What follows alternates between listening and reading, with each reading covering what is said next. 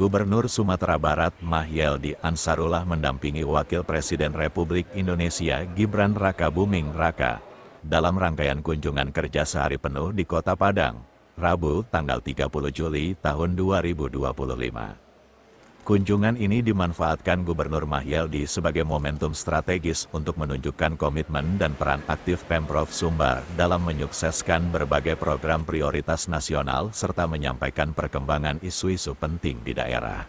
Selama kunjungan kerja yang terpusat di Kota Padang, Wapres Gibran didampingi secara langsung oleh Gubernur Sumbar Mahyeldi Ansarullah, Kapolda Sumbar Irjen Polisi Gatot Trisuryanta, dan Rem 032 Wirabraja Brigjen TNI Mahfud dan Lanut Sutan Sejahrir Kolonel Wahyu Bintoro, serta Ketua LKAM Sumbar Fauzi Bahar.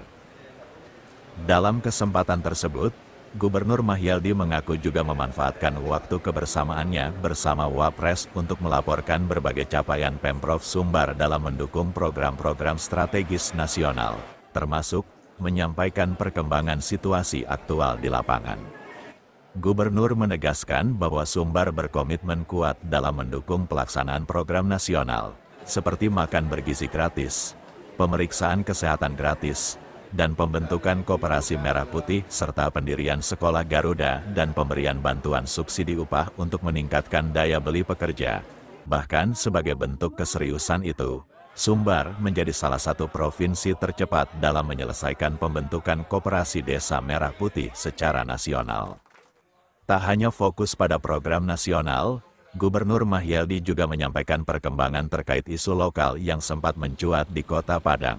Ia melaporkan kepada Wapres bahwa polemik rumah doa di kawasan Padang Sarai telah ditangani secara cepat dan menyeluruh oleh seluruh pihak terkait. Kebersamaan Gubernur Mahyeldi dan Wapres Gibran dalam kunjungan ini menjadi simbol kuatnya sinergi antara pemerintah pusat dan daerah.